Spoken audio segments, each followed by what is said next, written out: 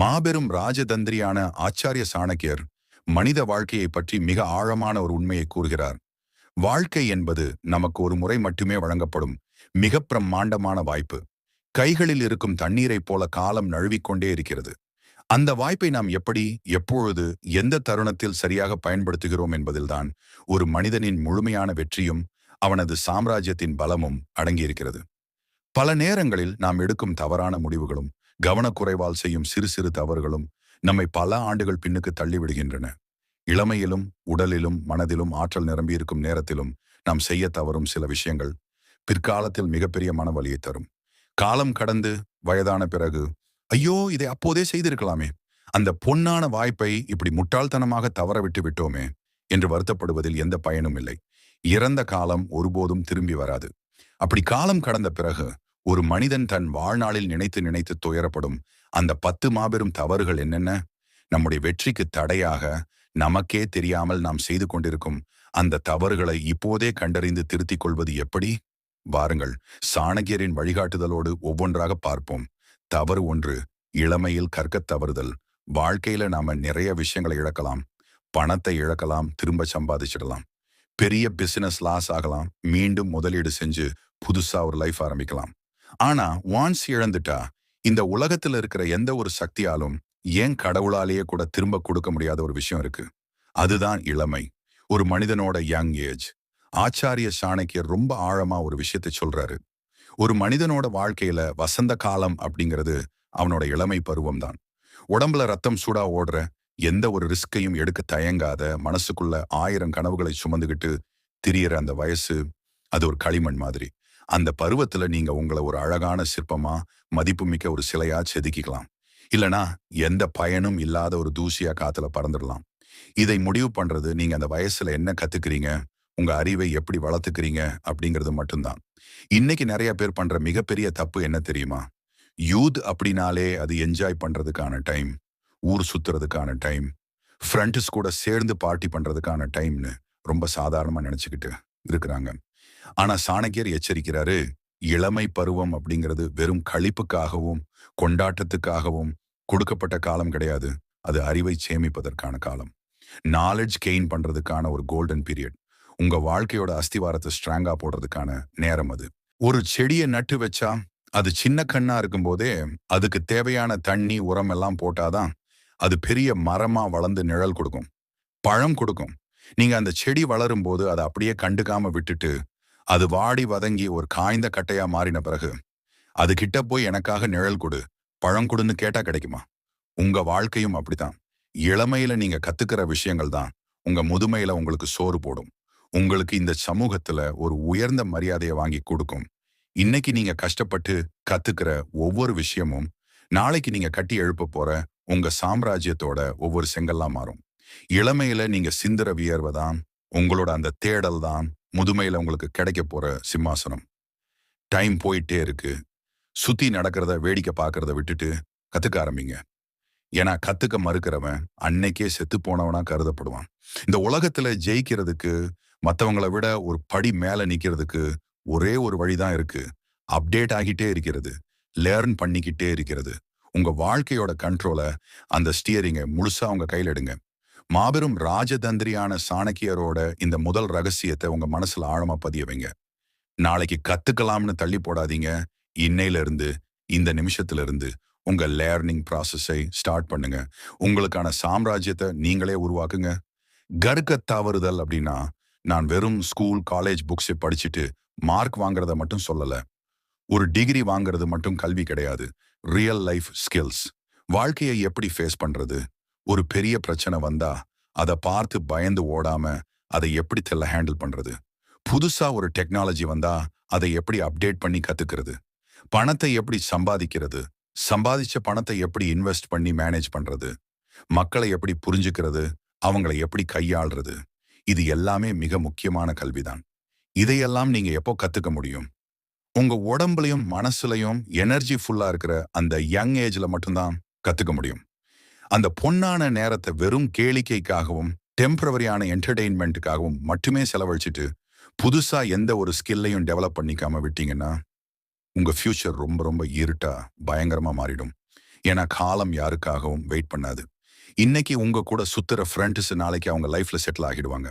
இன்னைக்கு நீங்க என்ஜாய் பண்ற விஷயங்கள் எல்லாமே நாளைக்கு ஒரு சின்ன நினைவா மட்டும்தான் இருக்கும்.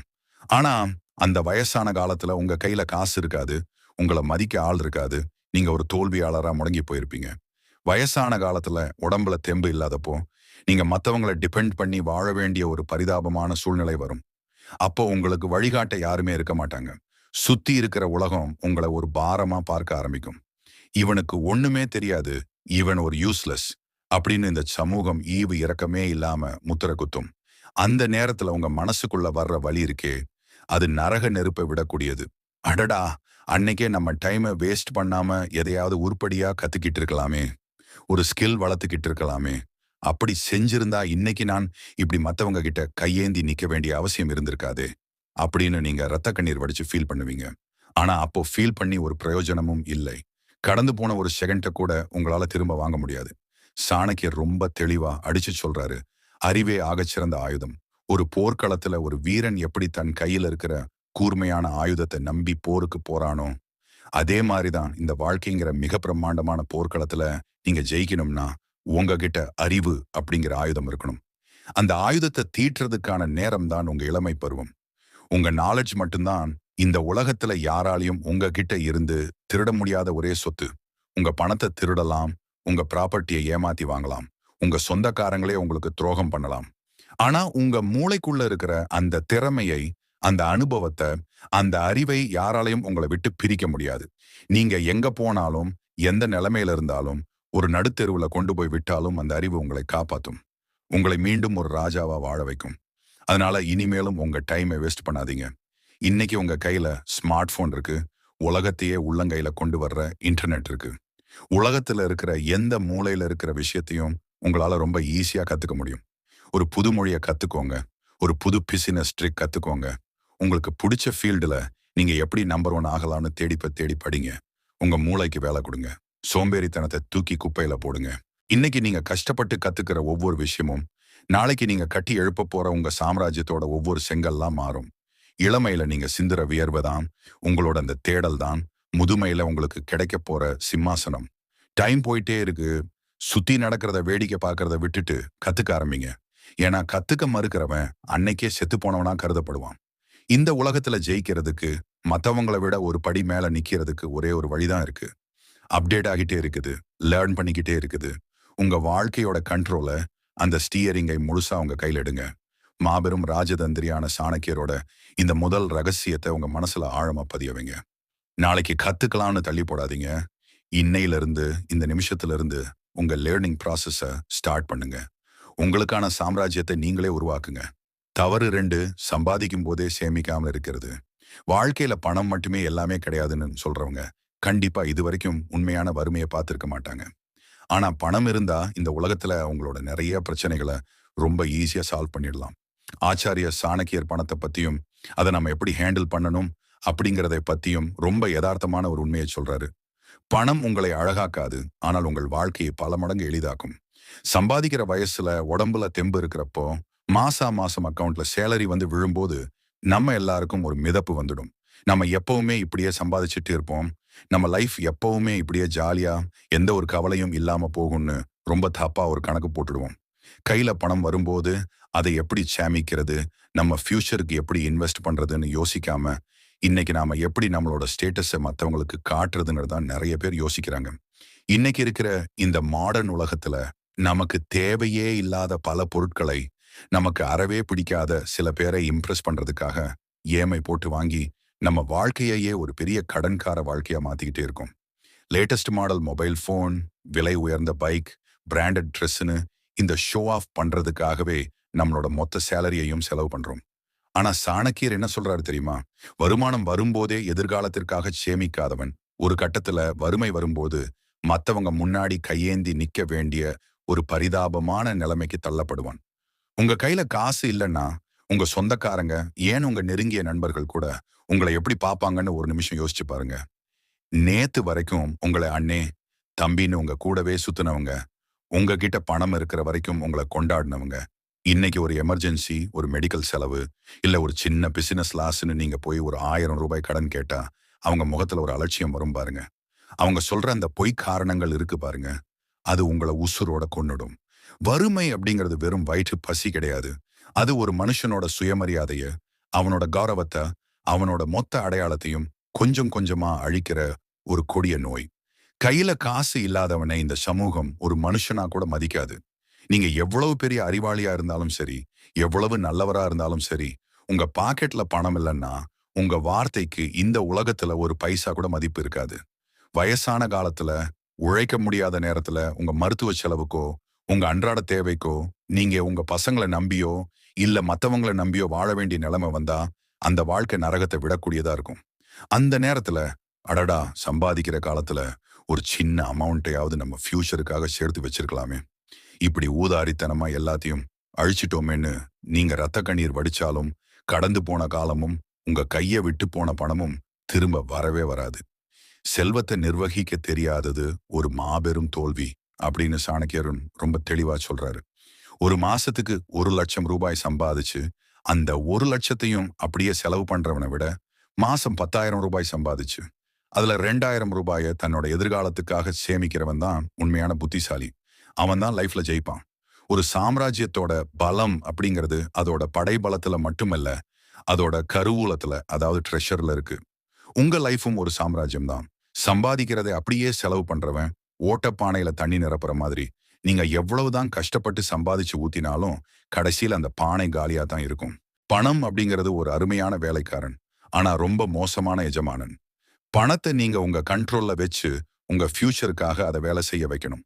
அதை விட்டுட்டு உங்க ஆசைகளுக்கும் ஆடம்பரங்களுக்கும் பணத்தை எஜமானனா மாத்திட்டீங்கன்னா, அது உங்களை வாழ்நாள் முழுதும் ஒரு அடிமையாவே வச்சிருக்கும். ஒரு திடீர்னு வர்ற வேலை இழப்பு, ஒரு பெரிய விபத்து, எதிர்பாராத பொருளாதார வீழ்ச்சி, இது எப்போ வேணாலும் யாருக்கு வேணாலும் நடக்கலாம். அந்த மாதிரி ஒரு இருண்ட நேரத்துல உங்களுக்கு எந்த ஒரு நண்பனும் எந்த ஒரு உறவினரும் கை கொடுக்க மாட்டாங்க. அப்போ உங்களுக்கு கை கொடுக்க போற ஒரே ஒரு விஷயம், நீங்க உங்க நல்ல காலத்துல சேர்த்து வச்ச அந்த சேமிப்பு மட்டும்தான். அது மட்டும்தான் உங்களை ஒரு கவசமா நின்னு காப்பாத்தும். அதனால இன்னையிலிருந்து உங்க மைண்ட் செட்டை முழுசா மாத்துங்க. சேலரி வந்த உடனே செலவெல்லாம் போக மிச்சம் இருக்கிறத சேமிக்கலாம்னு நினைக்காதீங்க. அது முட்டாள்தனம். வருமானம் வந்த உடனே ஃபர்ஸ்ட் உங்க ஃபியூச்சருக்காக ஒரு குறிப்பிட்ட அமௌண்ட் எடுத்து தனியா வச்சிடுங்க. அதுக்கப்புறம் மிச்சம் இருக்கிற பணத்துல உங்க வாழ்க்கையை எப்படி மேனேஜ் பண்றதுன்னு பிளான் பண்ணுங்க. உங்க சேமிப்பு அப்படிங்கிறது நீங்க உங்களுக்கு நீங்களே கொடுத்துக்கிற ஒரு பெரிய பரிசு. உங்க சுயமரியாதையை நீங்களே காப்பாத்திக்கிற ஒரு பெரிய கேடயம். சாணக்கியரோட இந்த ஆழமான ரகசியத்தை உங்க மனசுல நல்லா பதிய வச்சுக்கோங்க. பணத்தோட அருமையை அது உங்க கையில இருக்கும்போதே உணர்ந்துக்கோங்க. காலம் கடந்த பிறகு வருத்தப்படுறதுல எந்த ஒரு அர்த்தமும் கிடையாது. இன்னைக்கே இந்த நிமிஷமே உங்க எதிர்காலத்துக்கான அஸ்திவாரத்தை போடுங்க. அப்போதான் உங்க சாம்ராஜ்யம் எந்த ஒரு புயல் வந்தாலும் அசையாம கம்பீரமா நிற்கும். தவறு 3 வாய்ப்புகளை தள்ளி போடுதல். நாளைக்கு பார்த்துக்கலாம். இந்த ஒரு வார்த்தை, இந்த ஒரு சின்ன எண்ணம் உலகத்துல இதுவரைக்கும் எத்தனை சாம்ராஜ்யங்களை அழிச்சிருக்கு, எத்தனை பேரோட வாழ்க்கையை நடுத்தெருவுல கொண்டு வந்து நிறுத்தி இருக்குன்னு உங்களுக்கு தெரியுமா? ஒரு மனுஷனுக்கு வெளியில இருந்து வர்ற எதிரிகளை விட அவனுக்குள்ளேயே ஒளிஞ்சுகிட்டு அவனோட மொத்த எதிர்காலத்தையும் சத்தமே இல்லாம குழி தோண்டி புதைக்கிற மிக பிரம்மாண்டமான எதிரி இந்த நாளை அப்படிங்கிற வார்த்தை தான். ஆச்சாரிய சாணக்கியர் ரொம்ப ஆழமா, ரொம்ப கோபமா ஒரு விஷயத்தை பதிவு செய்யறாரு. காலம் யாருக்காகவும் காத்திருப்பதில்லை. நீங்க தூங்கலாம், நீங்க சோர்வா இருக்கலாம், உங்களுக்கு இன்னைக்கு மூடு இல்லாம இருக்கலாம். ஆனா காலம் அதையெல்லாம் பார்த்துக்கிட்டு உங்களுக்காக ஒரு செகண்ட் கூட நிக்காது. அது பாட்டுக்கு ஒரு குதிரை மாதிரி வேகமா ஓடிக்கிட்டே இருக்கும். அந்த வேகத்துக்கு ஈடு கொடுத்து ஓடுறவன் தான் வாழ்க்கையில ஜெயிப்பான். இன்னைக்கு செய்ய வேண்டிய ஒரு காரியத்தை இப்போதே செஞ்சு முடிக்காம அதை அப்படியே தள்ளி போடுறவன் தன்னோட சொந்த கையாலேயே தனக்கான சவக்குழியை தோண்டிக்கிட்டு இருக்கான்னு அர்த்தம். வாய்ப்புகள் அப்படிங்கிறது உங்க வீட்டு வாசல்ல வந்து தட்டுற ஒரு ராஜ விருந்தாளி மாதிரி. அந்த விருந்தாளி எப்ப வருவாரு, எந்த ரூபத்துல வருவார்னு யாருக்கும் தெரியாது. அவர் கதவை தட்டும் போது நீங்க உடனே ஓடி போய் கதவை திறந்து அவரை உள்ள கூப்பிட்டு உபசரிச்சா அவர் உங்களுக்கு ஒரு பெரிய சாம்ராஜ்யத்தையே பரிசா கொடுத்துட்டு போவாரு. ஆனா நீங்க சோம்பேறித்தனத்துல படுத்துக்கிட்டு இப்ப ரொம்ப டயர்டா இருக்கு, தூக்கம் வருது, நாளைக்கு காலையில வந்து பாருங்க அப்படின்னு சொன்னீங்கன்னா அந்த விருந்தாளி உங்களுக்காக வாசல்ல காத்துக்கிட்டே இருக்க மாட்டாரு. அவர் அடுத்த வீட்டுக்கு நடைய கட்டிடுவாரு. அதுக்கப்புறம் நீங்க முழிச்சு பார்த்து கதவை திறந்து தெரு தெருவா ஓடி போய் அந்த வாய்ப்பை தேடினா கூட அது திரும்ப உங்க கைக்கு வரவே வராது. கற்க தவறுதல் அப்படின்னா நான் வெறும் ஸ்கூல், காலேஜ், புக்ஸை படிச்சுட்டு மார்க் வாங்குறத மட்டும் சொல்லல. ஒரு டிகிரி வாங்குறது மட்டும் கல்வி கிடையாது. Real life skills. வாழ்க்கையை எப்படி ஃபேஸ் பண்றது? ஒரு பெரிய பிரச்சனை வந்தா அதை பார்த்து பயந்து ஓடாம அதை எப்படி தெல்லா ஹேண்டில் பண்றது? புதுசா ஒரு டெக்னாலஜி வந்தா அதை எப்படி அப்டேட் பண்ணி கத்துக்கிறது? பணத்தை எப்படி சம்பாதிக்கிறது? சம்பாதிச்ச பணத்தை எப்படி இன்வெஸ்ட் பண்ணி மேனேஜ் பண்றது? மக்களை எப்படி புரிஞ்சுக்கிறது? அவங்கள எப்படி கையாளுறது? இது எல்லாமே மிக முக்கியமான கல்விதான். இதையெல்லாம் நீங்க எப்போ கத்துக்க முடியும்? உங்க உடம்புலயும் மனசுலயும் எனர்ஜி ஃபுல்லா இருக்கிற அந்த யங் ஏஜ்ல மட்டும்தான் கத்துக்க முடியும். நம்ம எல்லாருக்குள்ளயும் ஒரு கெட்ட பழக்கம் இருக்கு. ஒரு புது பிசினஸ் ஆரம்பிக்கணும், இல்ல ஒரு புது ஸ்கில் கத்துக்கணும், இல்ல நம்ம உடம்பை குறைக்கிறதுக்கு ஜிம்முக்கு போகணும்னு நினைப்போம். ஆனா அதை இன்னைக்கே ஆரம்பிக்க மாட்டோம். சரி, அடுத்த மாசம் 1ஆம் தேதியிலிருந்து ஆரம்பிக்கலாம். திங்கட்கிழமை வந்தா ஃப்ரெஷ்ஷா ஆரம்பிக்கலாம்னு நம்ம மனசை காம்ப்ரமைஸ் பண்ணிப்போம். இதுக்கு காரணம் என்ன தெரியுமா? நம்ம மூளை எப்பவுமே ஒரு கம்ஃபர்ட் ஜோன்குள்ளேயே இருக்கணும்னு நினைக்கும். கஷ்டப்பட அதுக்கு விருப்பம் இருக்காது. அதனால நாளைக்கு செய்யலாம்னு ஒரு பொய்யான சமாதானத்தை சொல்லி நம்மளை ஏமாத்திடும். நாளையும் வரும், அப்பவும் அதே மூளை இன்னொரு நாளைக்கு செய்யலாம்னு சொல்லும். இப்படியே நாட்கள் மாசங்களாகி, மாசங்கள் வருஷங்களாகி, கடைசியில நம்ம வயசும் முடிஞ்சு போயிடும். இந்த தள்ளி போடுற பழக்கம் இருக்கே, அது ஒரு சைலண்ட் கில்லர். ஒரு விஷயம் ஆரம்பத்துல ரொம்ப சின்னதா தெரியும். பரவாயில்ல, நாளைக்கு செஞ்சுக்கலாம்னு நினைப்பீங்க.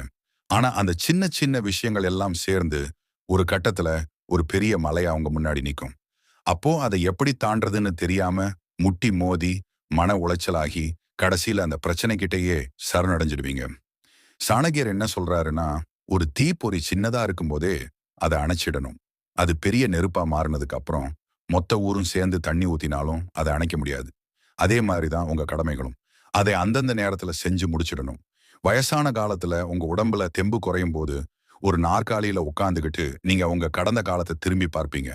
அப்போ நீங்க செஞ்ச தப்புகளை விட நீங்க செய்யாம விட்ட விஷயங்கள் தான் உங்க மனசை ரொம்ப ரணமாக்கும். ஐயோ, அந்த வயசுல எனக்கு எவ்வளவு பெரிய வாய்ப்பு வந்துச்சு. அந்த பிசினஸை நான் அன்னைக்கே ஆரம்பிச்சிருந்தா இன்னைக்கு நான் எங்கேயோ இருந்திருப்பேனே. அந்த பொன்னான வாய்ப்பை இப்படி அசால்ட்டா கோட்டை விட்டுட்டேனே அப்படின்னு சொல்லி கண்ணீர் விட்டு அழுவீங்க. ஆனா அந்த கண்ணீருக்கு எந்த மதிப்பும் கிடையாது. கடந்து போன ஒரு நொடிய கூட இந்த உலகத்துல இருக்கிற மொத்த பணத்தை கொடுத்தாலும் உங்களால திரும்ப வாங்க முடியாது. உங்களுக்கு கிடைக்கிற ஒவ்வொரு நாளும், ஒவ்வொரு மணி நேரமும் இந்த இயற்கை உங்களுக்கு கொடுக்கிற ஒரு மாபெரும் பரிசு. அதை எப்படி கொண்டாடுறது, எப்படி பயன்படுத்துறது அப்படிங்கிறது உங்க கையில தான் இருக்கு. தோல்வி வந்தா கூட பரவாயில்ல. ஒரு விஷயத்தை ட்ரை பண்ணி தோத்து போனா அதுல இருந்து ஒரு பாடம் கத்துக்கலாம். ஆனா எதுவுமே பண்ணாம சும்மா நாளைக்கு நாளைக்குன்னு தள்ளி போட்டுக்கிட்டே இருந்தீங்கன்னா நீங்க பிறந்ததற்கே எந்த அர்த்தமும் இல்லாம போயிடும். நீங்க வாழ்ந்ததற்கான எந்த ஒரு சுவடும் இந்த பூமியில இருக்காது. ஒரு ராஜதந்திரியா, ஒரு போர் வீரனா நீங்க களத்துல நிக்கணும். ஒரு வாய்ப்பு உங்க கண்ணுக்கு தெரிஞ்சா ஒரு செகண்ட் கூட யோசிக்க கூடாது. ஒரு புலி எப்படி தன்னோட இரையை பார்த்த உடனே பாய்ஞ்சு பிடிக்குமோ அதே மாதிரி அந்த வாய்ப்பை பிடிச்சுக்கணும். அது சரியா வருமா, வராதா, தோத்து போயிடுவோமா அப்படிங்கிற பயம் எல்லாம் அப்புறம்தான். முதல்ல செயல்ல இறங்கணும். ஆக்ஷன் மட்டும்தான் உங்களை அடுத்த கட்டத்துக்கு கொண்டு போகும். ஓவர் திங்கிங் பண்ணிட்டு நாளைக்கு பார்த்துக்கலாம்னு உட்கார்ந்துருந்தீங்கன்னா உங்க கூடவே இருக்கிறவன் உங்களை தாண்டி போயிட்டே இருப்பான். நீங்க அதே இடத்துல, அதே நிலைமையில எந்த ஒரு முன்னேற்றமும் இல்லாம அப்படியே சிலையா நிப்பீங்க. உங்க மனசுக்குள்ள ஒரு நெருப்பு எரியணும். என் வாழ்க்கையை நான் இப்படி வீணாக்க மாட்டேன். எனக்கு கிடைக்கிற ஒவ்வொரு வாய்ப்பையும் நான் முழுமையா பயன்படுத்துவேன். இந்த நிமிஷம், இந்த செகண்ட் நான் என்ன செய்யணுமோ அதை உடனே செய்வேன் அப்படிங்கிற ஒரு வெறி உங்க ரத்தத்துல கலக்கணும். அதுதான் சாணக்கியத்தனம். அதுதான் ஜெயிக்க பிறந்தவனுக்கான அடையாளம். இந்த உலகத்துல சாதிச்ச அத்தனை பேரும் தங்களுக்கு கிடைச்ச வாய்ப்பை அடுத்த செகண்டுக்கு தள்ளி போடாதவங்க தான். அதனால இனிமேல் உங்க அகராதியில இருந்து அந்த நாளை அப்படிங்கிற வார்த்தையே தூக்கி எறிஞ்சிடுங்க. எல்லாமே இன்னைக்குதான், எல்லாமே இப்பொழுதுதான். உங்க கனவை நோக்கி இன்னைக்கே முதல் அடியை எடுத்து வைங்க. ஒரு சின்ன விஷயமா இருந்தாலும் பரவாயில்ல, அதை உடனே செஞ்சு முடிங்க. தள்ளி போடுற அந்த சோம்பேறித்தனத்தை உங்க மனசை விட்டு தூக்கி போடுங்க. காலம் ரொம்ப வேகமா ஓடிக்கிட்டே இருக்கு. அந்த காலத்துக்கே டஃப் கொடுக்கிற அளவுக்கு நீங்க வேகமா ஓட ஆரம்பிங்க. உங்களுக்கான அந்த பிரம்மாண்டமான சாம்ராஜ்யத்தை எந்த ஒரு வாய்ப்பையும் மிஸ் பண்ணாம ஒவ்வொரு செங்கல்லா வச்சு இப்போதே கட்ட ஆரம்பிங்க. வெற்றி உங்களை தேடி வரும். அது உங்க காலடியில வந்து விழும். வாழ்க்கையில நாம செய்யற சின்ன சின்ன தப்புகள் எப்படி நம்ம மொத்த எதிர்காலத்தையும் சத்தமே இல்லாம அழிக்குதுன்னு ஆச்சாரிய சாணக்கியர் பல 100 வருஷங்களுக்கு முன்னாடியே ரொம்ப தெளிவா சொல்லிட்டு போயிருக்காரு. இன்னைக்கு நம்ம பார்க்க போற இந்த ரகசியங்கள் கண்டிப்பா உங்க தூக்கத்தை கெடுக்கும். உங்களை நீங்களே கேள்வி கேட்க வைக்கும். இது ஏதோ சாதாரணமா பார்த்துட்டு போற பதிவு கிடையாது. உங்க வாழ்க்கையே தலைகீழா மாத்த போற ஒரு மாபெரும் தேடல். இந்த உண்மைகளை தெரிஞ்சுக்கிறதுக்கு முன்னாடி உங்க வாழ்க்கையை நீங்களே செதுக்கி ஒரு சாம்ராஜ்யத்தை உருவாக்கணும்னு முழுசா ஆசைப்பட்டீங்கன்னா உடனே சாணக்கியா சீக்ரெட்ஸ் தமிழ் சேனலை சப்ஸ்கிரைப் பண்ணிடுங்க. அப்படியே பக்கத்துல இருக்கிற பெல் பட்டனையும் அழுத்திடுங்க. அப்பதான் உங்களை வெற்றியாளனா மாத்திர எந்த ஒரு ரகசியத்தையும் நீங்க தவற விட மாட்டீங்க.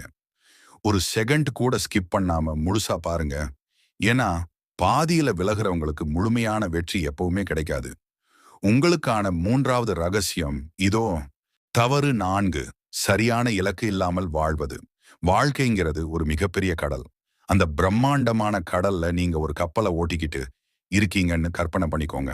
அந்த கப்பல்ல எல்லா வசதிகளும் இருக்கு. பலமான என்ஜின் இருக்கு. தாராளமான எரிபொருள் இருக்கு. திறமையான மாலுமியான நீங்களும் இருக்கீங்க. ஆனா ஒரு சின்ன பிரச்சனை. அந்த கப்பல் எந்த திசையை நோக்கி போகணும், எந்த கரையை சேரணுங்கிற மேப் மட்டும் உங்ககிட்ட இல்ல. இப்போ என்ன ஆகும்?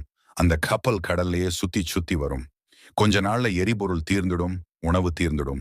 கடைசியில ஒரு பெரிய புயல்ல சிக்கி அந்த கப்பல் கடலுக்குள்ளேயே மூழ்கி போயிடும். இதுதான் இலக்கு இல்லாத ஒரு மனிதனோட வாழ்க்கை. ஆச்சாரிய சாணக்கியர் ரொம்ப ஆவேசமா ஒரு உண்மையை சொல்றாரு. திசையறியாத கப்பல் ஒருபோதும் கரையை சேராது. அதே போல இலக்கு இல்லாத மனிதன் வாழும் வாழ்க்கை வெறும் மூச்சு விடும் பிணம் போன்றது. இன்னைக்கு நம்மள நிறைய பேர் எப்படி வாழ்ந்துட்டு இருக்கோம்னு ஒரு நிமிஷம் யோசிச்சு பாருங்க. காலையில எந்திரிக்கிறோம், ஏதோ ஒரு வேலைக்கு போறோம், இல்ல படிக்கிறோம், சாப்பிடுறோம், தூங்குறோம். இப்படியே நாட்கள் வாரங்கள் ஆகுது, வாரங்கள் மாசங்கள் ஆகுது. உங்க லைஃபோட நோக்கம் என்ன அப்படின்னு கேட்டா, ஏதோ போயிட்டு இருக்கு சார் அப்படின்னு ரொம்ப சாதாரணமா பதில் சொல்றோம். இது எவ்வளவு பெரிய ஆபத்து தெரியுமா? சாணக்கியர் சொல்றாரு, நோக்கம் இல்லாத வாழ்க்கை அட்ரஸ் எழுதாத லெட்டர் மாதிரி. அந்த லெட்டர்ல நீங்க என்னதான் உருக்கமா எழுதியிருந்தாலும் அது போய் சேர வேண்டிய இடம்னு ஒண்ணு இல்லவே இல்லைன்னா அது குப்பை தொட்டிக்கு தான் போகும். நீங்க எவ்வளவு பெரிய அறிவாளியா இருந்தாலும், உங்ககிட்ட எவ்வளவு திறமை இருந்தாலும், அதை எந்த திசையில பயன்படுத்தணும்னு உங்களுக்கு தெரியலன்னா அந்த திறமை வெறும் குப்பைக்கு சமம். நிறைய பேர் சொல்லுவாங்க, எனக்கு லக் இல்லை, அதான் நான் இன்னும் ஜெயிக்கலை அப்படின்னு. ஆனா சாணக்கியத்தனம் என்ன சொல்லுதுன்னா, வாய்ப்புங்கிறது ஒரு குதிரை மாதிரி. அது உங்க முன்னாடி ஓடி வரும்போது நீங்க எந்த திசையில போகணும்னு தயாரா இருந்தா மட்டும்தான் அந்த குதிரை மேல ஏறி சவாரி செய்ய முடியும். உங்களுக்கு ஒரு இலக்கு இல்லைன்னா உங்க முன்னாடி 1000 வாய்ப்புகள் வந்து போனாலும் அது உங்க கண்ணுக்கே தெரியாது. ஒரு வில்வீரன் அம்பை எய்யறதுக்கு முன்னாடி அவனோட குறி எதுவோ அதை தீர்க்கமா பார்ப்பான். அந்த குறி மட்டும்தான் அவன் கண்ணுக்கு தெரியும். சுத்தி இருக்கிற மரங்களோ பறவைகளோ அவன் கண்ணுக்கு தெரியாது. அதுதான் போக்கஸ். ஆனா இன்னைக்கு நம்ம போக்கஸ் எப்படி இருக்கு? காலையில போனை எடுத்தா சோசியல் மீடியாவில் 2 மணி நேரம் போயிடுது. யாரோ ஒருத்தரோட வாழ்க்கையை வேடிக்கை பார்த்துட்டு இருக்கோம். நம்ம வாழ்க்கையை நம்ம எப்போ வாழ போறோம்? நமக்குன்னு ஒரு கோல் இருந்தா மட்டும்தான் இந்த தேவையற்ற விஷயங்கள்ல இருந்து நம்மளால வெளியே வர முடியும். இலக்கு அப்படிங்கிறது ஏதோ ஒரு பெரிய விஷயமா தான் இருக்கணும்னு அவசியம் இல்லை. நான் அடுத்த 5 வருஷத்துல 1 கோடி ரூபாய் சம்பாதிப்பேன் அப்படின்னு ஒரு பெரிய கோல் வச்சுக்கிறது தப்பில்லை. ஆனா அந்த பெரிய இலக்கை அடையறதுக்கு இன்னைக்கு நீங்க என்ன செய்ய போறீங்க? அதுதான் ரொம்ப முக்கியம். சாணக்கியர் சொல்றாரு, ஒவ்வொரு நாளும் உங்களை முன்னேற்ற பாதையில் கொண்டு செல்லும் ஒரு சிறு இலக்காவது உங்களிடம் இருக்க வேண்டும். இன்னைக்கு காலையில நீங்க தூங்கி எந்திரிக்கிறப்போ, இன்னைக்கு நான் இந்த ஒரு புது விஷயத்தை கத்துப்பேன், இன்னைக்கு என் பிசினஸ்ல இந்த ஒரு மாற்றத்தை செய்வேன் அப்படின்னு ஒரு சின்ன டார்கெட் வச்சுக்கோங்க. அந்த சின்ன சின்ன வெற்றிகள் தான் உங்களுக்கு ஒரு பெரிய தன்னம்பிக்கையை தரும். அந்த தன்னம்பிக்கை தான் உங்களை ஒரு மாபெரும் சாம்ராஜ்யத்தை உருவாக்க தூண்டும். நம்ம ஊர்ல ஒரு பழமொழி சொல்லுவாங்க, ஓடுற நரிக்கு 1 லக், நிக்கிற நரிக்கு 2 லக்குன்னு. ஆனா நிஜத்துல ஓடுற நரிக்குத்தான் இரை கிடைக்கும். ஆனா அந்த ஓட்டம் ஒரு திசையை நோக்கி இருக்கணும்.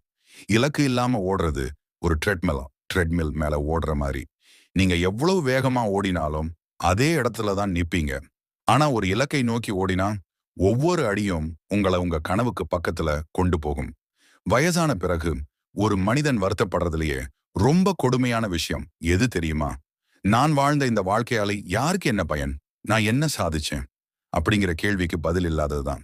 ஏதோ பிறந்தோம், வளர்ந்தோம், கல்யாணம் பண்ணிக்கிட்டோம், குழந்தை பெத்துக்கிட்டோம், அப்புறம் செத்து போயிட்டோம். இது மிருகங்களும் செய்யற ஒரு விஷயம்தான். ஒரு மனிதனா பிறந்துட்டு இந்த உலகத்துக்கு நீங்க என்ன சொல்ல விரும்புறீங்க? உங்களோட அடையாளம் என்ன? இதை தீர்மானிக்கிறது உங்க இலக்கு மட்டும்தான். இலக்கு இருக்கிற ஒரு மனிதனுக்கு சோம்பேறித்தனம் வராது, அவனுக்கு தூக்கம் வராது. ஏன்னா அவனோட கனவு அவனை தூங்க விடாது. சாணக்கியர் சந்திரகுப்தனை உருவாக்குறதுக்கு முன்னாடி அவனுக்கு ஒரு பெரிய இலக்கை முன் வச்சார். இந்த பாரத தேசத்தை ஒரே குடையின் கீழ் கொண்டு வரணும் அப்படிங்கிற அந்த பிரம்மாண்டமான இலக்கு தான் ஒரு சாதாரண பையனை ஒரு மாபெரும் சக்கரவர்த்தியா மாத்துச்சு. உங்ககிட்ட கேட்கிறேன், உங்களோட அந்த மகத சாம்ராஜ்யம் எது? நீங்க அடைய விரும்புற அந்த உச்சாணி கிளை எது? அதை முதல்ல ஒரு பேப்பர்ல எழுதுங்க. அந்த இலக்கை அடையறதுக்கு என்னென்ன தடைகள் வரும்னு யோசிங்க. அந்த தடைகளை எப்படி தகர்க்கலாம்னு பிளான் பண்ணுங்க. இலக்கு இல்லாத வாழ்க்கை காத்துல பறக்கிற ஒரு காய்ந்த இலை மாதிரி. காத்து எந்த பக்கம் அடிக்குதோ அந்த பக்கம் அந்த இலை போகும். ஆனா இலக்கு இருக்கிற வாழ்க்கை காத்தை எதிர்த்து பறக்கிற ஒரு கழுகு மாதிரி. புயல் அடிச்சா கூட அது மேகங்களுக்கு மேல பறந்து போய்கிட்டே இருக்கும். நண்பர்களே, காலம் கடந்து போயிட்டே இருக்கு. இன்னைக்கே உங்களுக்கான ஒரு தெளிவான நோக்கத்தை உருவாக்குங்க. உங்களோட ஒவ்வொரு அடியும் ஒவ்வொரு நிமிஷமும் அந்த இலக்கை நோக்கியே இருக்கட்டும். அப்பொழுதுதான் நீங்க வாழ்ந்த வாழ்க்கைக்கு ஒரு அர்த்தம் இருக்கும். உங்க பேர் இந்த வரலாற்றுல நிலைச்சு நிற்கும். சாணக்கியரோட இந்த ஆழமான ரகசியத்தை மனசுல ஏத்திக்கோங்க. திசையறியாத கப்பலா இருக்காதீங்க. கரையை தீர்மானிச்ச மாலுமியா மாறுங்க. வெற்றி உங்களுக்காக காத்துக்கிட்டே இருக்கு. தவறு 5, தோல்விக்கு அஞ்சி முயற்சி செய்யாமல் இருப்பது. உலகத்திலேயே ரொம்ப காஸ்ட்லியான இடம் எது தெரியுமா? பெரிய பெரிய பங்களாக்களோ இல்ல தங்க சுரங்கங்களோ கிடையாது. இந்த உலகத்திலேயே ரொம்ப காஸ்ட்லியான இடம் சுடுகாடு தான். ஏன்னா அங்கதான் எந்த ஒரு முயற்சியும் செய்யாம வெளியில சொல்ல பயந்து தங்களுக்குள்ளே புதைச்சுக்கிட்ட கோடிக்கணக்கான கனவுகளும் ஐடியாக்களும் தூங்கிட்டு இருக்கு.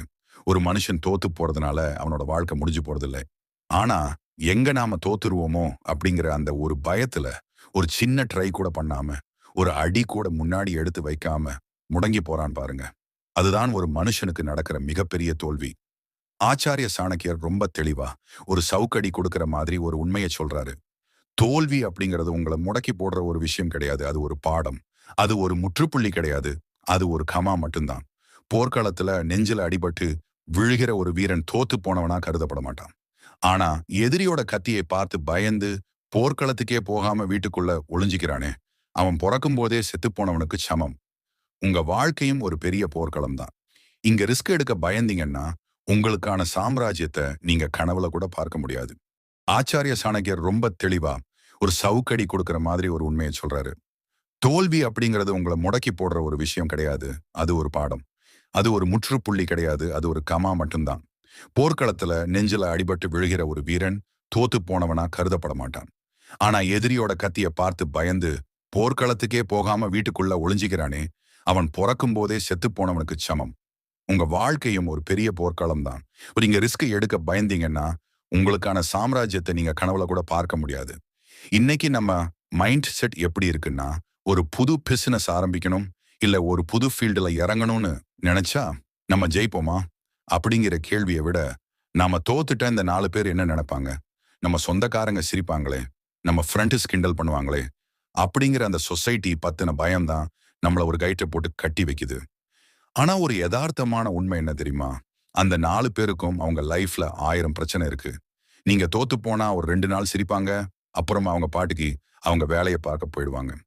ஆனா அவங்க சிரிப்பாங்கன்னு பயந்து உங்க கனவை நீங்க குழி தோண்டி புதைச்சிட்டீங்கன்னா அதோட மொத்த வலியையும் அந்த ரணத்தையும் உங்க வாழ்நாள் முழுக்க நீங்க மட்டும்தான் சுமக்கணும். நிறைய பேர் ஒரு கம்ஃபர்ட் ஜோன்குள்ளேயே தங்களை லாக் பண்ணிக்கிறாங்க. மாசம் ஆனா ஒரு சேலரி வருது, எந்த பிரச்சனையும் இல்லை, எதுக்கு தேவையில்லாம ரிஸ்க் எடுக்கணும்னு நினைக்கிறாங்க. ஆனா அந்த பாதுகாப்பு அப்படிங்கிறது ஒரு மாயை. ஒரு தேங்கி நிக்கிற தண்ணி கொஞ்ச நாள்ல பாசி பிடிச்சு நாத்தம் எடுக்க ஆரம்பிச்சிடும். ஆனா ஓடிக்கிட்டே இருக்கிற நதி தான் எப்பவுமே தெளிவா சுத்தமா இருக்கும். நீங்க ட்ரை பண்ணி ஒருவேளை தோத்து போனா கூட அதுல இருந்து உங்களுக்கு ஒரு பெரிய எக்ஸ்பீரியன்ஸ் கிடைக்கும். ஓஹோ, இந்த வழியில போனா நமக்கு செட் ஆகாது, அப்போ நம்ம ஸ்ட்ராட்டஜியை மாத்தணும் அப்படின்னு உங்க பிரெயின் அனலைஸ் பண்ணும். தாமஸ் ஆல்வா எடிசன் பல்ப் கண்டுபிடிக்கிறப்போ 1000 தடவை ஃபெயில் ஆனார். ஆனா அவர் அதை பத்தி சொல்லும்போது, நான் 1000 தடவை தோத்து போகல, பல்ப் எரியாத 1000 வழிகளை நான் கத்துக்கிட்டேன் அப்படின்னு சொன்னார். அதுதான் ஒரு சாணக்கியத்தனமான ஆட்டிடியூட். இப்ப கொஞ்சம் கற்பனை பண்ணி பாருங்க. உங்களுக்கு ஒரு 70 வயசு ஆகுது. உடம்புல எந்த தெம்பும் இல்லை. ஒரு நாற்காலியில தனியா உட்கார்ந்து உங்க லைஃபை ரீவைண்ட் பண்ணி பார்க்கறீங்க. உங்க 20 வயசுல 30 வயசுல உங்களுக்கு வந்த அந்த பிரம்மாண்டமான வாய்ப்புகள் உங்க கண்ணு முன்னாடி வந்து போகும். ஐயோ, அன்னைக்கு மட்டும் நான் அந்த ரிஸ்கை எடுத்திருந்தா, அந்த பயத்தை ஓரமா வச்சுட்டு ஒரு சின்ன ட்ரை பண்ணியிருந்தா, இன்னைக்கு என் லைஃப் ஸ்டைலே வேற மாதிரி இருந்திருக்குமே, ஒரு பெரிய லெவல்ல நான் செட்டில் ஆகியிருப்பேனே அப்படின்னு உங்க மனசு துடிக்குமே. அந்த ஏக்கம் இருக்கே, அது நரக நெருப்பை விட ரொம்ப கூடியது. தோத்து போனா வர்ற வலி கொஞ்ச நாள்ல சரியாகிடும். காயங்கள் ஆறிடும். ஆனா ட்ரை பண்ணாமையே விட்டுட்டோமே அப்படிங்கிற அந்த கில்ட்டி ஃபீலிங் உங்கள ஒவ்வொரு செகண்டும் உயிரோடு கொன்னுக்கிட்டே இருக்கும். உங்க மனசாட்சி உங்கள மன்னிக்கவே மன்னிக்காது. அன்று முயன்று இருந்தால் இன்னைக்கு நான் உயர்ந்த இடத்துல இருந்திருப்பேனே அப்படிங்கிற அந்த ஒரு வரி வசனம் உங்க முதுமையில நீங்க உங்களுக்கு கொடுத்துக்கிற ஒரு பெரிய மரண தண்டனை. காலம் கைமீறி போனதுக்கு அப்புறம் வருத்தப்படுறதுல ஒரு பர்சன்ட் கூட பிரயோஜனம் கிடையாது. உங்க பயத்தோட கண்ணை பார்த்து நேரா நின்னு கேள்வி கேளுங்க. நான் தோத்து போனா என்ன ஆகும்? அவ்வளவுதானே. திரும்பவும் ஜீரோல இருந்து ஆரம்பிக்கிறேன் அப்படிங்கிற அந்த அந்த அந்த கட்ஸ் உங்க ரத்தத்துல இருக்கணும்.